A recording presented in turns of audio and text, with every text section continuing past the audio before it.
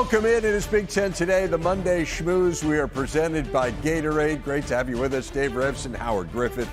It is great when a weekend lives up to the hype, and this weekend did just that. It really did. You talked about some of the best teams, the top three teams in this conference. They all played really, really well. Obviously, Ohio State didn't come up with a victory, but that was a well-fought and well-played game. Very entertaining, and we're going to, as I said, go in depth on that one in just a moment, but we need to welcome in the third member of our team first, and that is Yogi Roth. Coming off a home game for him at UCLA, we expect you to be well rested for this show, Yogi. Oh, I'm ready to go, man. I mean, I'm just going to start counting how many times will we say wow in this show today, looking back at this weekend. Because it was wow, wow, wow, right? Whether it was Minnesota, whether it was Illinois, whether it was two head coaches calling plays. Like, there were so many things that I think even exceeded the expectation coming into this past weekend. Lots of really good stuff, but we start off with the game of the weekend. It is our big story. Oregon outlasting Ohio State 32-31 in front of the largest crowd in Autzen Stadium history, many of whom ended up celebrating on the field in the aftermath. A game that featured 7 lead changes in the final 40 minutes. The second-ranked Bucks, the highest-ranked team Oregon has ever beaten in the regular season, a true signature win for Dan Lanning's program. Anybody got a heart rate monitor? What an unbelievable atmosphere tonight. Our fans, man, they made such a difference. We're so proud of them. You know, we talked all week with our players about taking jabs, right? Taking jabs. It's not about throwing haymakers. It's about being accurate and precise with jabs, right? And just the next play is the most important play, and I thought they really owned that tonight. We talked about coming in this game that we have to outrush our opponent. We have to out-physical our opponent. We outrushed Ohio State. We talked about field position in this game and how important that was going to be. I thought we gave them some long fields, and that is a great team that we just played. I mean, a lot of credit to Coach Day and the team that he's assembled and put together. They are really, really good, right? And there's going to be still. We talked about before this game even was played, regardless of result. Really, everything's still on the table, for both teams. So I know that they're going to put themselves in position to continue to compete and be in great shape the rest of the season, but. I couldn't be more proud of our guys. I couldn't be more proud of our coaches. I couldn't be more proud of just getting the opportunity to get to sit in the seat I sit in, because there's moments I certainly don't deserve it, and I thought our team was just unbelievable tonight. It was everything we could have hoped for. This was the first matchup between two top 3 teams decided by a single point in college football since 1991. So it has been a long time since a game of this magnitude was as close as this one. Yogi, we will give you the first word. What stood out to you about Oregon's win? I don't know if they've stopped celebrating up there, honestly, man. Like I think of the Ryan Day press conference, you could hear them cheering in the background. I mean, what was that like, right? When you think about the post game, you think about the advance of the game with all the excitement around it, and then the actual game. To me, I think as I watched it back this morning, and you're looking at the film, and Coach Lanning talked about jabs. There was a lot of jabs, but also there's some combination blocks, and some didn't land, right? Going for 2, and they don't get it, but then they go onside kick, another jab. Like, I just love that part of this game, right? It was PIs or no PIs. It was a physical game all throughout the ball game, right? Derek Harmon, we just saw the clip, ripping the ball away from Ohio State. I mean, this was so emotional, but I think it came down to the 2 things we talked about last week. Really, it came down to, can a quarterback make precise throws? And I thought that it was more Dylan Gabriel than Will Howard in that regard. And then certain coaching decisions, right? Whether it was going for it on the 4th down, whether it was a 2-point play that we saw, or the onside kick that flipped the field again. Like, those are the things that I go back to why this game was so tight. Can we get so lucky December 7th to maybe see this one again? I hope so. Yeah, I think when you think about it, you talk about it, the quarterbacks being able to make those plays. And it's not the ones you make early, right? It's when it comes down the stretch, when it's going to be really important for you to be able to make some decisions. And I thought when you talk about Dylan Gabriel, and he's been in these situations before, and Howard has as well, but it's about execution in these big games, and that's what it comes down to. And Ohio State wasn't able to get it done at the end. But I can tell you, I bet you those guys were in the locker room after that was over. We're going to see them again. We just need to go take care of our business and do what we expect. and this game will happen again. So I think that's one of the things that Ohio State has to look at and take care of the rest of their business, but they also know what's ahead of them. They do still have their work cut out for them. I mean, let's be honest, they have to go to Penn State, and we'll get to Penn State in a bit, but they looked really good. They have Indiana, Michigan, Nebraska at home. None of those games are going to be a cakewalk for Ohio State either. But I agree with you. I mean, I thought Dylan Gabriel was really, really great, and there was an outstanding quote from Dan Lanning afterward who said it felt like Dylan Gabriel was going through a Tuesday practice. He was that calm.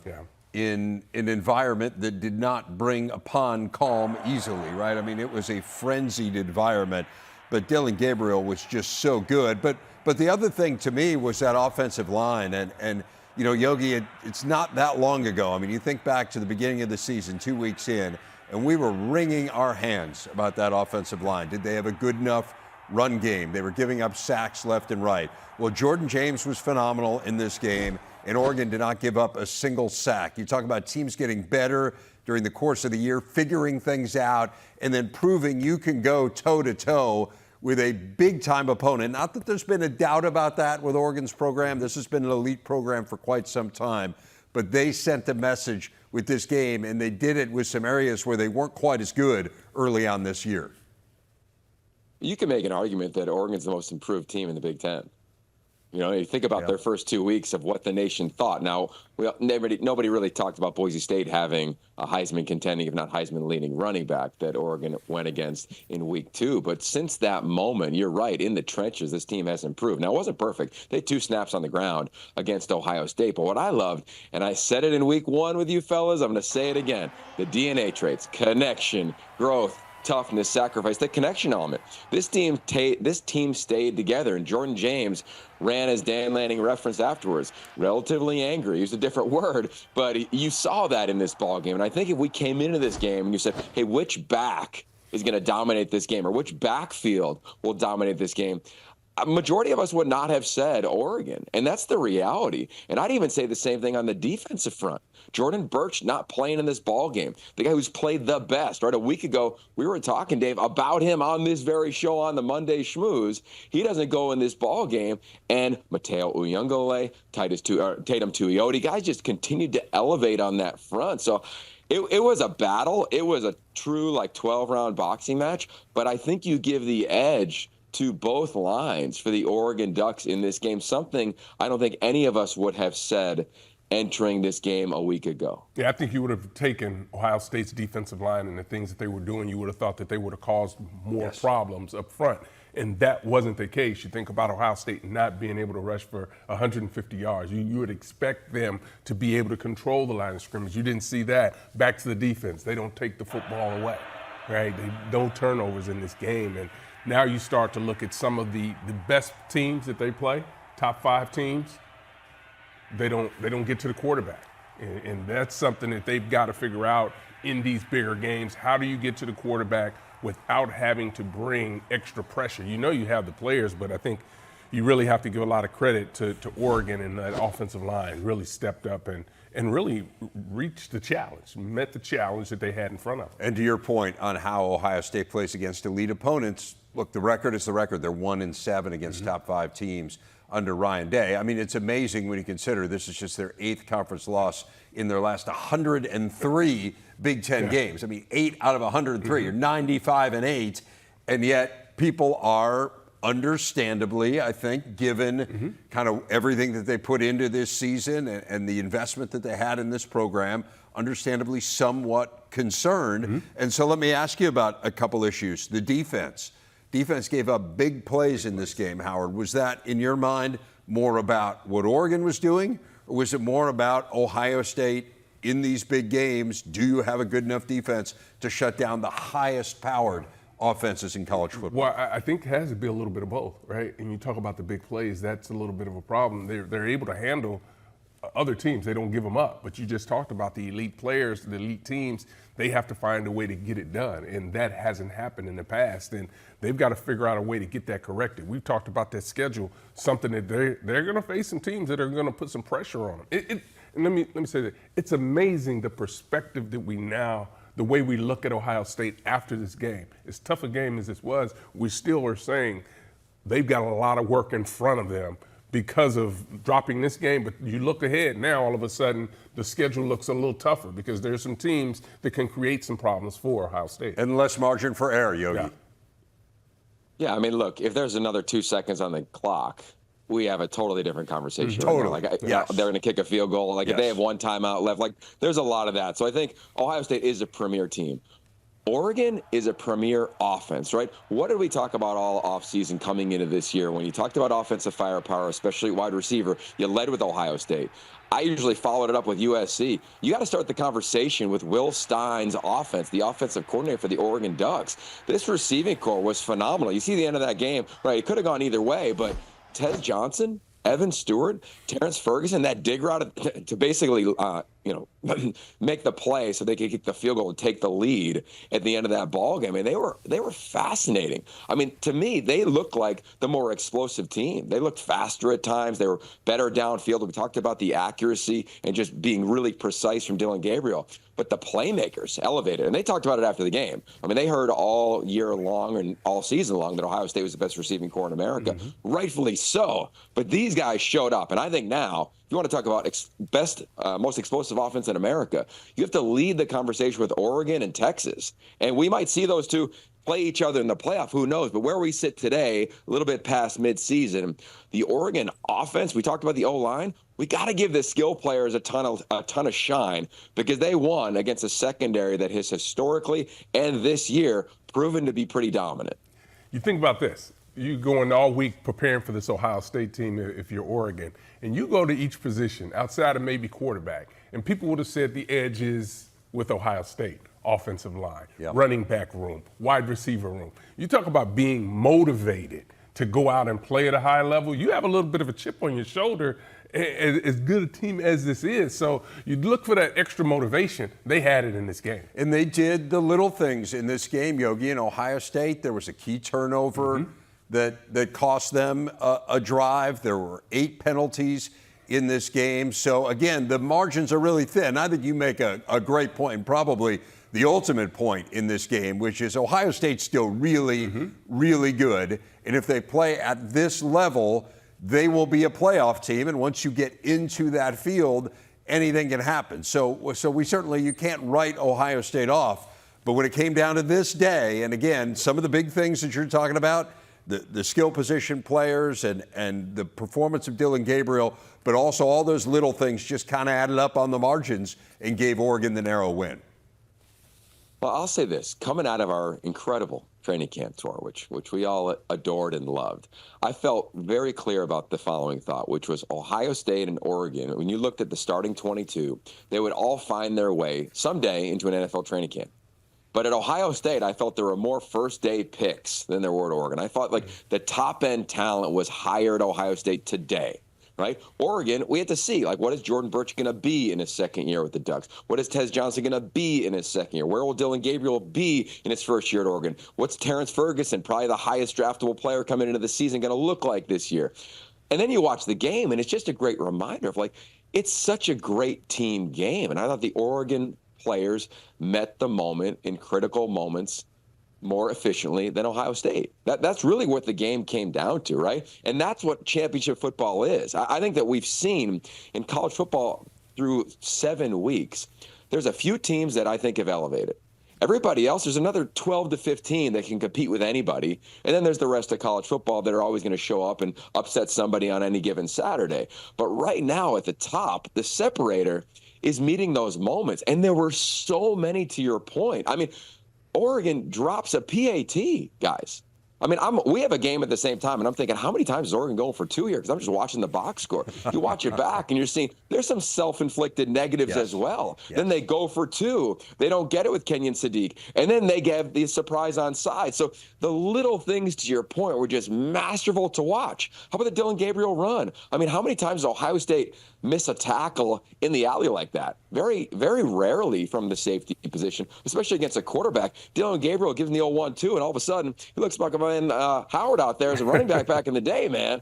So you're right. Like, there were the littlest things, and I can't wait to watch how these teams respond. Oregon on the short week, and Ohio State's going to have to think about this one for a few extra days. You know, one of the things that happens in these type of games when you have these elite-type teams that are put together, you know, I talk about the 5 affordable plays that change the outcome of a game. This game was one of those where the plays, you know, a play goes the opposite direction. You have a different outcome in this game when you're Ohio State. And it's one of those things, they do have to respond. But I think this is a team that will respond because of the leadership that they have.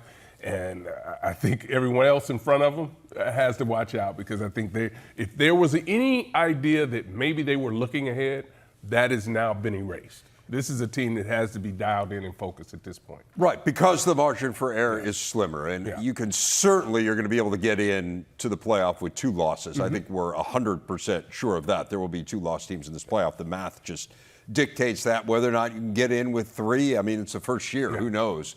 We'll find that out. One thing I'll say as a closing thought is I do think that Ohio State suffered from not having played a team of the caliber in the non-conference that Oregon did. And again, Boise State, you know, I understand it's a group of 5 team. They're good. As Yogi said, they may have the Heisman Trophy winner in Ashton Genty. Oregon State is a rivalry game on the road. Again, is it an elite team? Probably not, but they're really solid. Again, Ohio State's rectifying this. I mean, every year going forward now, they've got elite opponents on the schedule in the non-conference, starting with Texas next year. But this was the first game against a team of that caliber. Again, no disrespect to Iowa or Michigan State or the teams they've already played, and maybe that made a difference.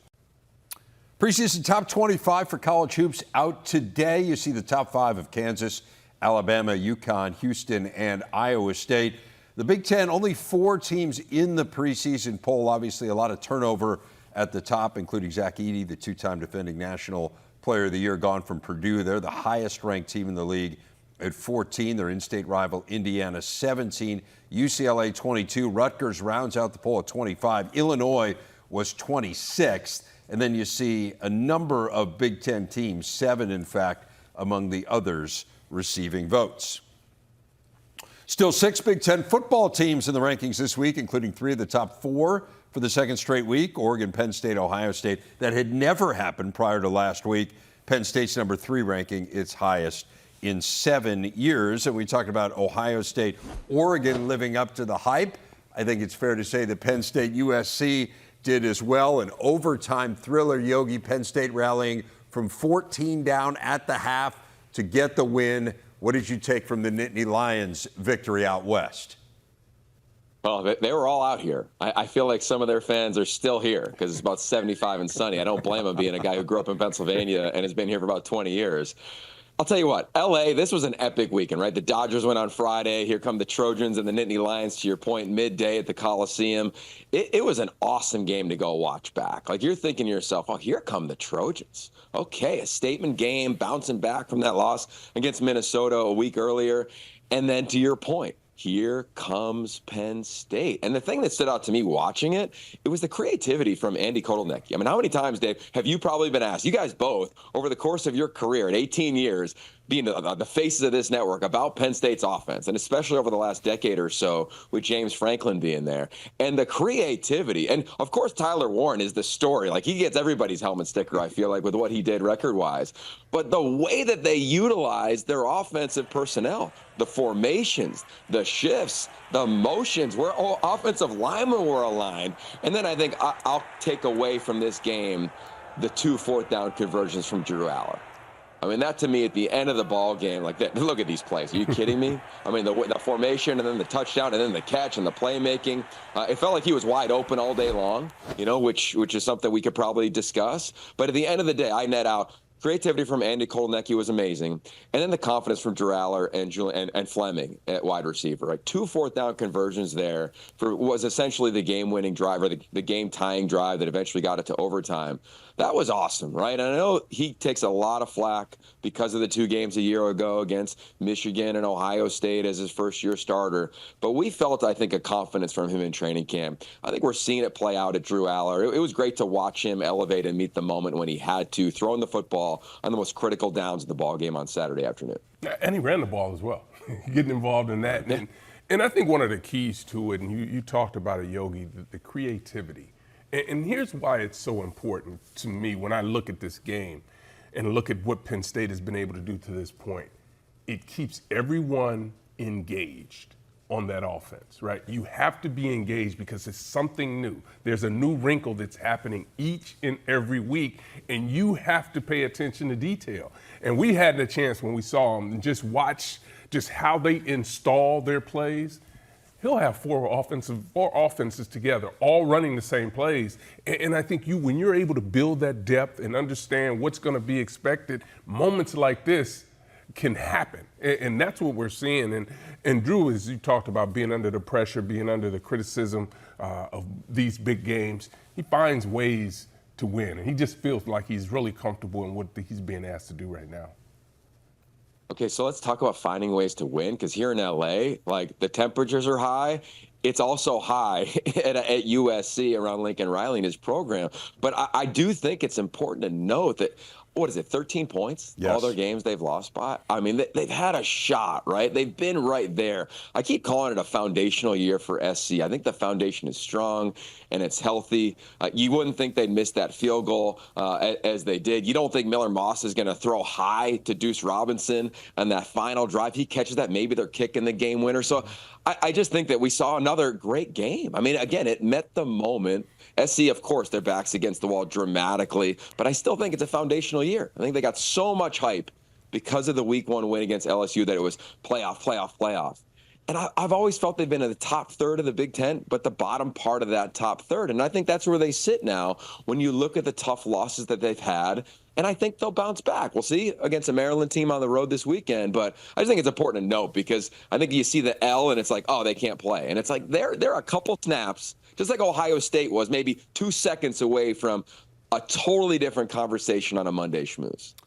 No doubt. And I agree with you 100%. But 1-3 in the league is still 1-3. Yeah. 10 losses in their last 21 games. Still 10 losses in the last 21 games. Lincoln Riley, to his credit, has accepted the responsibility for it. He said afterwards, we need to get better. It starts with me. It'll be interesting to see how they play against another team that has some desperation in Maryland. The other ranked Big Ten team that was in action this weekend was number 23 Illinois. They were up 27-3 over Purdue.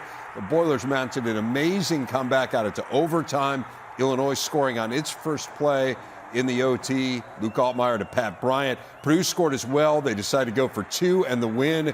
But the Illini blew up the 2-point play. Ryan Brown, who had been fabulous in place of the injured Hudson Card, nowhere to go with it. Illinois hangs on 50-49. It was a game, Yogi, Illinois could not afford to lose. First of all, the ranking, the way that Purdue had played, but also there's so much excitement about this game at Memorial Stadium coming up this weekend, the 100th anniversary of the dedication of the stadium, the famed Red Grange game. You could not go into this game coming off a loss, and they figured out a way to win.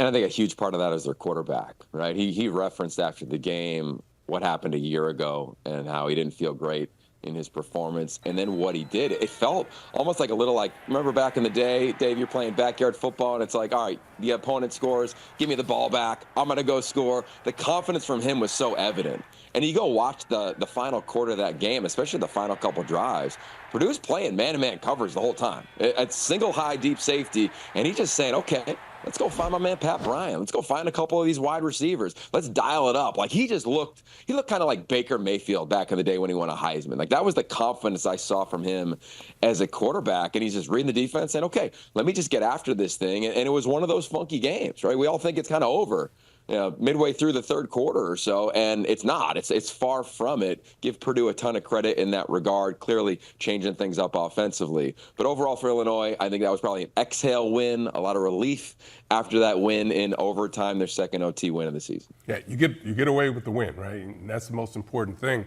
But they have to also look at how they got to this point, because this is a game they were in total control of, and then all of a sudden things started to slip away in the second half, and they weren't able to stop Purdue at all. And you have to really give Purdue a lot of their players and their coaching staff, because it's clear that the players have not. They're still engaged, and they're into the season. And sometimes when you have some tough losses, You have a bunch of changes going on, you can lose a team, but there's no question this team is still playing and really excited to be out there and having Ryan Walters as their head coach. Right. I mean, I think in many ways, look, Illinois is the ranked team, and so to say that Purdue is the bigger story coming out of the game, I just don't think that's accurate. Illinois has so much ahead of them possibility-wise with this season. You do wonder about the defense. We came in 12th in the nation in scoring defense. You give up 389 yards in the second half. Yes. You give up more than 40 points in the second half in overtime, I guess. But give a ton of credit to Purdue because there's so much negativity surrounding this program. Honestly, when we talked about them last week, it was hard to say anything very positive because let's just be honest of what had happened here. I mean, they got absolutely annihilated by Notre Dame, then they get annihilated by Wisconsin. It's fair to question, hey, is this going anywhere? But they go out, they score 49 points. They scored 44 points in their previous 4 games combined. It feels like they found something in quarterback at Ryan Brown. It'll be interesting to see whether he continues to play when Hudson Card comes back. But give those young people a ton of credit because you are surrounded by negativity. It's everywhere you go. It's on your phone. It's around campus, I'm sure.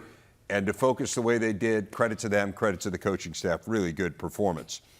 Our big stat, Iowa's Kirk Ferentz picking up his 200th win at Iowa as the Hawks took down Washington 40-16. The win moves Ferentz into sole possession of second place all-time in the conference, moving past the University of Chicago's Amos Alonzo Stagg, who had dominant teams in the early days of the conference. Ferentz just 5 wins now behind Woody Hayes for first place all-time. He would pass him with a 10-win season, something the Hawks pulled off last year. Yogi, this was a vintage Ferentz win. They won the game up front. They ran the ball great. They played great defense. The one thing I would say that's a little different than the wins of the recent vintage was scoring 40 points, a little bit more offense than they've been used to, but it feels like this offense has maybe found a little bit of a groove. What did you take from the Hawkeyes? I think larger than expected win over a pretty good Huskies team. Dave, when you and I started talking about, me collaborating with you guys at the Big Ten Network, you should have just given me Iowa film and said, this is what you need to study. Because this is what Big Ten football is, man. And my first day on the job, that should have been the first game. And for anybody who comes forward, go watch UW Iowa moving forward. Because this was, to your point, Big Ten football. It was efficient, and I thought that Iowa just kept leaning on Washington as the game went on. You turn the tape on, and you watch early on, and you're thinking, this is going to be a heck of a game. UW's moving the ball. It's going to be efficiency in the red zone. Iowa's running the football, doing okay in the passing game, but it's not like they're chucking it down the field. They're checking it down to their backs. And it's just one of those games. It feels like at halftime, like an NFL game. Like it really does. Like not a ton of miscues, pretty efficient. But then as UW got the ball in the second half, they start off with an interception on the opening drive when they have the football, and then all of a sudden you just can't get back in this game, going for it on 4th down in poor field position, and Iowa just leans on you. And I think that's my biggest takeaway from Iowa thus far this season and this past Saturday, is that's what they do to people. They got one of the best backs in America. The offensive line keeps coming together. Defensively, they pulled it together. I think when you look back 3 weeks ago, you're wondering, why are they giving up all these explosives, slowing down in that regard? And if you do not play efficient football, if you do not take advantage of opportunities on a double move or an explosive play, if you're late on a throw, like Will Rogers was a few times in this ball game, you got no shot against this team. They're just going to squeeze you to death and just keep running and leaning on you. That's what I saw from this team. And, of course, a big congratulations to their head coach on a monumental win. You talk about leaning on them, that offensive line, it was a clinic in offensive line play. The way these guys were stopping the initial penetration and then getting up to the second level, I thought it was a clinic. They did an outstanding job. One of the best performances I've seen by this group. And obviously the running back that they have in place, and Johnson, is unbelievable. But some of the holes that he was running through, some of the cutbacks he was making was really outstanding. So you think about this team, right? They're getting back to what we remember Iowa offensive line really being. You probably have to go back several years to really see that. But they're playing at a high level right now and getting things done in the trenches, in this defense, as you talked about. That's what's coming back around and starting to feel comfortable about what they're trying to get done this year. That does feel to me like the big difference is that, offensively it's the line and it's the run game. The defense is kind of what you expect, but to your guys' points, there was a stretch this year where they weren't playing like this. And you thought about Washington, they came in leading the Big Ten, 17 plays, 30 yards or longer. They only got one in this game, or really dominated up front. The Hawkeyes had 4 sacks. We saw them causing all kinds of problems up front there. And then on the flip side, Iowa ran the ball for about 6 yards per carry. So you give them trouble with your defensive line, you dominate on the offensive line, and you get a win at the level of what they got there, winning by 24. So Iowa feels like they're hitting their groove on offense. Wisconsin feels like it is doing the same thing. The Badgers pounded Rutgers 42-7 behind a 198-yard 3 TD outing from Tawi Walker. How about Wisconsin? After struggling offensively early, they have scored 96 points and rolled up 1,138 yards in convincing wins over the Scarlet Knights and Purdue. So, Yogi, I asked this question last week. I will ask it again. Has Wisconsin's offense turned the corner? I mean, you have to look at the facts, to your point. I love when you just go right to the facts, like what your record is, who you are. And I think against a Rutgers defense, that's to me the biggest shocker, right? Think a week ago, we're talking about the Nebraska-Rutgers game, and what is there, 21 combined points, I think, in that ball game, if memory serves me right? And Rutgers doesn't do this, right? They don't allow big plays. They don't allow, just to get churned up against on the defensive front. I mean, they're a really stout group. You see Coach Schiano's face post-game, and you didn't even have to listen to what he said in his post-game presser. This was a disappointing performance. But to your point, you got to talk about Wisconsin. This was probably the blueprint offensively when Coach Fickell became the head coach here. They wanted to be explosive. They wanted to control the clock. They wanted to gash people in the run game. They wanted to play physical brand of football. That's who he is. You go back to his history, whether as a wrestler or as a player or as a coordinator, and of course now as a head coach as well at Cincy and now here. And I think you have to give him the credit, right? Because it was Rutgers. Last week I didn't know. Now the opponent of who Rutgers has often and always been defensively, to see Wisconsin do that with their number 2 quarterbacks coming into the season, it is pretty impressive. I hope they have turned the corner, and I'm looking forward to watching them moving forward. Yeah, I think one of the keys is being able to gain that confidence and that experience, being able to put those things on tape. And that's what they were able to do with the win against Purdue. Regardless of how Purdue was playing, they were able to see that, yeah, we can get things going. We're not as bad as everyone thinks that we are. Let's go out and prove it. And then you put 2 performances like that back to back, really is encouraging for where this team is. They've been doing really well on the defensive side, the Badgers, but I think offensively is where all the concerns have been, right? You're throwing it too much. You want to throw it around. Well, listen, they're trying to find themselves, and I think they have. And part of the problem was some of the opponents they may have played earlier this year, right? Played some good teams. Yeah. When you play good teams, you really find out where you are and where you need to get better, and I think the Badgers have really taken advantage of that. So now they have to put it together for a third week. Phil Longo said this past week the players are starting to understand what they're capable of. And I think that's to your point. You get it on tape in that Purdue game. You show them how good they can be. For Rutgers, it is a little curious. I mean, they're now 17th in the Big Ten in total defense. It's really based on 2 bad performances. You think about this game and you think about the previous home game against Washington. They gave up well over 1,000 yards in those 2 games, and that's going to distort the stats. But hey, that's 2 games where you just have not played up to the standard we've come to expect. Yeah, and that's the challenge, right? And so they've been able to put these numbers together, and now they're getting to a point where I think from an offensive standpoint, right, this defense is spending a lot of time on the field. And this is what was happening last year, and we saw them start to wear down as the season started to progress. Hopefully that's not going to be the case for them this year. And part of the reason they're spending time on the field is the run game didn't really work. So Kyle Monangai basically held in check, and then Nathan Kaliak-Manis for the 2nd straight game, not very accurate. He's completed 39% of his passes, so unable to sustain drives. Minnesota playing in Pasadena for the first time since 1962, and for the 2nd week in a row, they won thanks to some late-game heroics. Matt Brosmer hitting Darius Taylor, the go-ahead TD in the final minute. And then just as he did against USC, freshman Coy Parrish sealing the win with an interception. Minnesota takes it 21-17.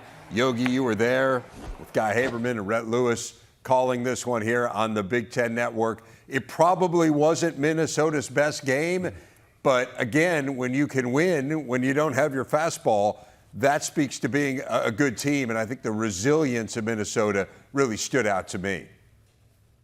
Yeah, no doubt. And they got the best of UCLA. I mean, it was UCLA's most complete game all season. They played about 58 of the 60 minutes they needed to play at their highest level this year. They had some self-inflicted. But to your point, for Minnesota and PJ Fleck's team, they kept doing what they talk about all the time, which is row the boat. Like, no matter what happened in this game, they had to create their own energy on the sideline, whether it was UCLA creating an explosive play. They just stayed the course. And I just got to give their staff a ton of credit, because prepping for this and calling this, one thing we anticipated was schematically, this one was going to be a blast, because both teams were trying different things that neither staff had seen in advance of this game. So it was really a game of adjustments. You go down to that final play, that was the only time they get Darius Taylor out of the backfield on a check down. You see the interception there. But the point is that UCLA's game plan with the Kaika Malloy and Deshaun Foster is they wanted to make sure that Darius Taylor was in the protection every time. So they blitzed a linebacker, somebody, almost every snap when he was in the backfield, forcing him to block them. And then the final one, they play coverage instead in the red zone. He gets outside. It's man-to-man coverage against a backer off the ball, and it's big advantage. Max Brosmer saw it, clear as day, checked it down. So it was really an execution-based win in my eyes for Minnesota. A huge win for them. The crowd for Minnesota was amazing. First time since 1962. Playing at the Rose Bowl. So it was a fun one to call. It wasn't Oregon and Ohio State, but for us, it felt like that up in the booth a little bit, man. Hey, you think about UCLA, and I think this is a team that is getting better each and every week. They are getting better, and it's frustrating for them to lose, particularly the way they played offensively, outgaining their opponent, but they can't turn the football over. That's when you start to have some issues. Can't turn the football over. You got to be able to take care of the football, particularly when you're growing as an offense and you're trying to make all the plays. Turning it over is not going to be helpful for you. Right, a team that struggles as much as they do to score, and this was their 6th straight game, scoring 17 points or fewer, their longest streak in more than 60 years.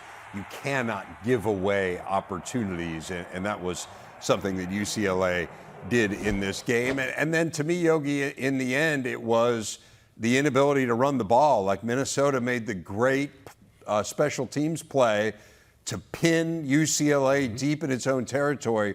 They're one first down away from winning the game. Can you get one first down? But they just can't run the ball. Yeah, they've struggled running the football all year, which has been extremely disappointing, of course, to that staff. You look at Deshaun Foster and his illustrious career, Eric Bieniemy, the offensive coordinator. I want to see this weekend. I'm going to call their game this Saturday against Rutgers, who we just talked about giving up a lot of rushing yards against Wisconsin. Do they try to just keep running the football, especially on third down? I mean, coming into the game, they only ran it twice on third down all season. You got to find a way to run the football if you want to get a win. They know that. I'll be really curious to see how it shakes out, because you're right. Even on the fourth down, it was fourth and what, a full yard or so.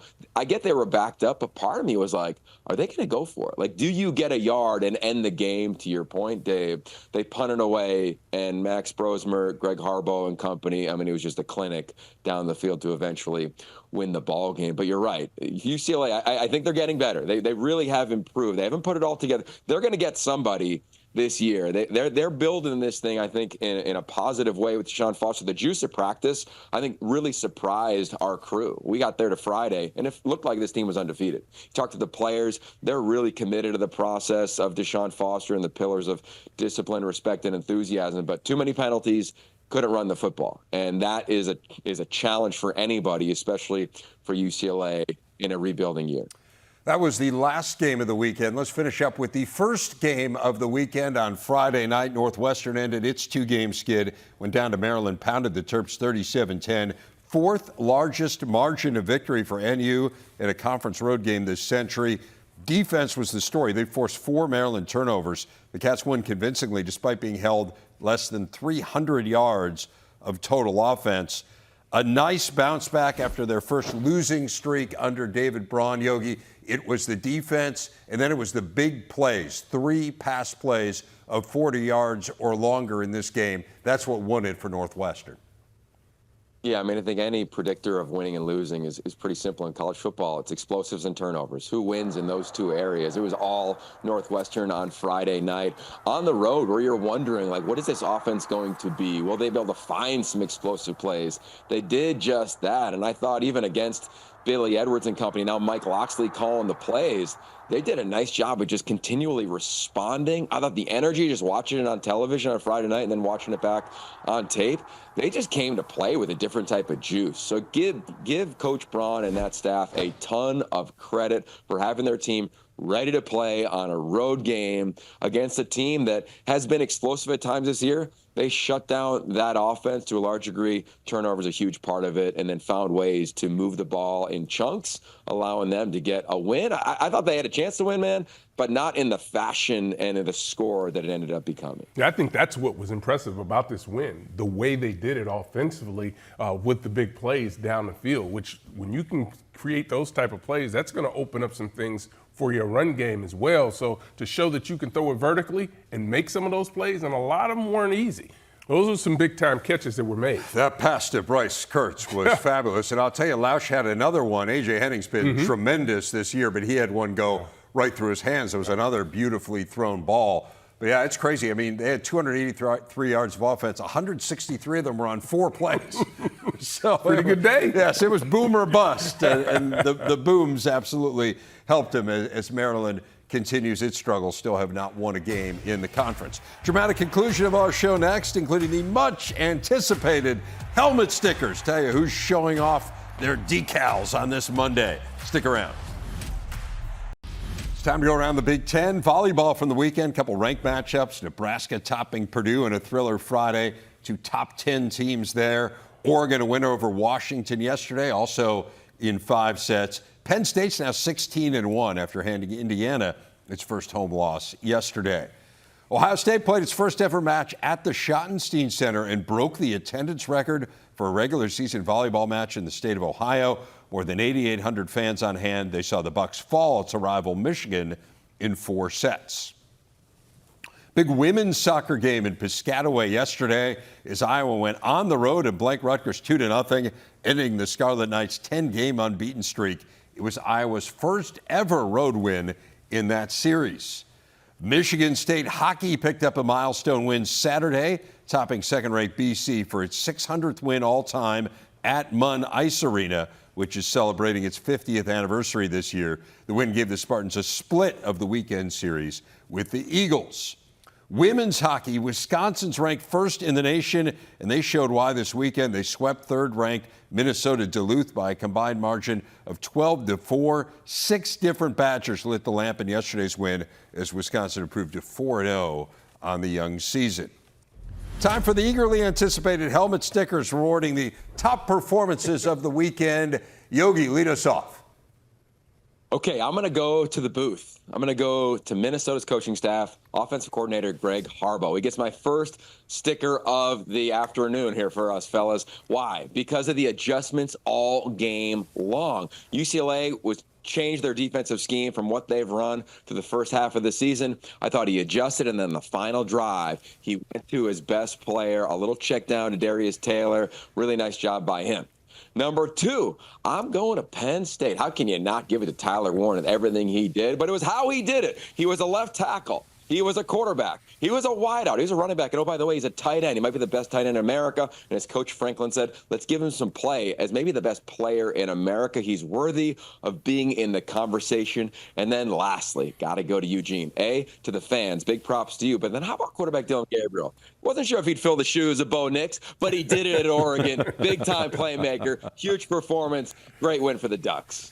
Yeah, outstanding. Look at those nice shoes. Yeah, those are nice. Really nice. Yeah. Man. You pick those up. For me, I'm going to go to Northwestern. Tim McGargle, defensive coordinator. To me, he's been very patient as a coordinator, really waited his time. But to go in and shut down this Maryland offense was really outstanding. Finally getting some kudos. Excited about that for him. The offensive line at Iowa. To me, you talk about a zone blocking scheme. That's kind of what I was a part of in my pro career, and I just was excited to see that. Really doing a great job up front. And then we have to give it to Tyler Warren. How we're not. You look at the job that he's doing. It really is amazing. He just makes plays, and it's such a big part of that offense, and he's going to continue to put up big numbers this year, I believe. Pretty amazing. 17 receptions. It's a record for any Penn State player, and it tied the national record all time for a tight end in a game. He's something else, and the way that they use him is remarkable. As Yogi said, I mean, the guy's snapping the ball from the tackle spot. And he was on the team, right? He's just a little bit of difference. Awesome stuff. Really fun week. We'll look forward to a great week as we turn the page to week 8 in the Big Ten, covering the games here every day on Big Ten Today.